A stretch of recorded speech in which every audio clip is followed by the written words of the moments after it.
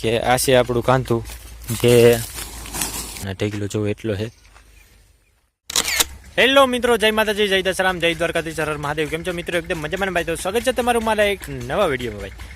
તો ફાઇનલી મિત્રો 5 દિવસ થયા છે બરાબર. આવડા ખેતર તમે પાછળ જોઈ શકો છો. એ ખેતરમાં 2 દી થયા છે અને 2 દીમાં આપણે ફાઇનલી માંડવી નીકળી ગઈ છે અને ટોટલી માંડવી બધા ખેતરમાંથી નીકળી ગઈ છે. કઈ રીતના તો કે જે ભર પડ્યા તે બધી નીકળી ગઈ છે. હવે ધાર દેવાનું બાકી છે. અત્યારે તમે જોઈ શકો છો કે ખરામાં અહીંયા થોડોક સારા ઢેગલો બાકી છે અને આપણી આ માંડવી છે બરાબર.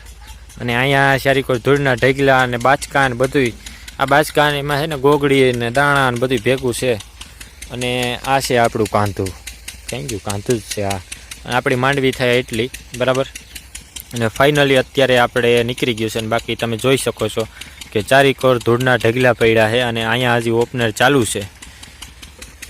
અને મિત્રો આપણી તુરદાર જો તમને ખ્યાલ નહીં હોય પણ આની કરવા ક્યારેય મુલાકાત લીધી નથી, પરંતુ ચોમાસામાં આ જે તમને દેખાય છે અત્યારે ખાલી ભાગ જે તમને અત્યારે દેખાઈ રહ્યો છે આ ખાડો છે અને ખાડામાં પાણી ભરાય છે, જેના લીધે તુરદારમાં પાણી લાગી ગયું અને તુરદાર આખી આપણી બરી ગઈ છે. આ અત્યારે તમે જોઈ શકો છો એટલામાં કાયદેસર તુરદાર ઉગેલી છે, કારણ કે ત્યાં પાણી ભરાણું નહોતું. આ એટલો ખાડો છે એમાં પાણી ભરાણું હતું, એના લીધે તુરદાર આખી આપણે એટલી બરી ગઈ છે. હવે એટલામાં આપણે કદાચ ચણા વાવવાનું થશે બરાબર, તો એની આગળ આપણે વિડીયામાં તમને હું દેખાડીશ. પરંતુ અત્યારે વિડીયામાં ખાલી એટલું જ છે કે અત્યારે નૈવરા થઈ ગયા છે. જોકે અડધા જ નૈવરા થયા, હજી ધાર દેવાની બાકી છે.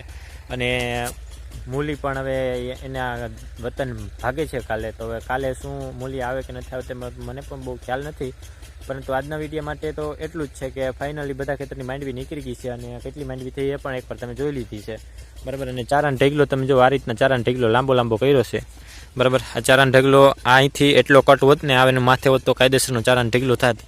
અને અત્યારે તમે કાંધું જોવો આપણું, કે આ છે આપણું કાંધું જે 2 વાર ઓરી નાખ્યું હતું. અને હવે અત્યારે આમાં કેવું છે ને દોડવા એ તમને દેખાડવામાં કોક એમ તો છે દાણા, કેમ કે અહીંયા જે પાછળ આવ્યો એમાં દાણા 2 ન નીકળે પણ અવા દાણા નીકળે. અત્યારે આ જો આ રીતના દાણા નીકળે છે, એટલા માટે આપણે કાંધાને અહીંયા ભારી ઉપર ભરી લીધું છે. હવે આ બધું હેરખું થઈ ગયું છે દોડવો, તેમ છતાં એવું લાગશે તો કાલે આપણે હજી આની હેઠે પણ બાગ છે, આમાં હજી આ ઓરવાનું છે અને આ ઓરે લીધું છે 2 વાર.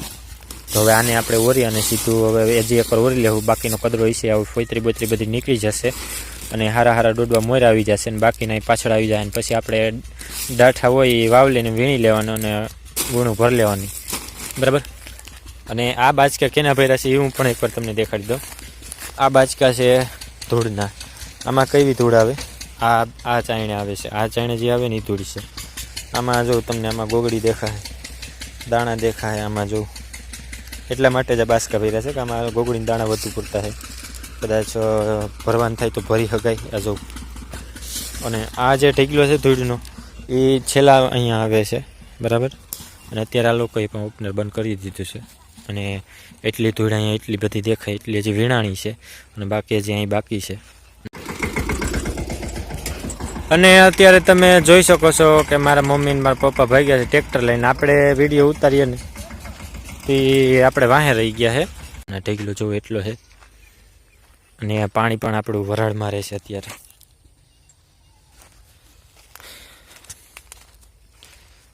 અને હવે આપણે ઘરે સીધું જવાનું છે. તુરદાર આપણી જવો વિશે.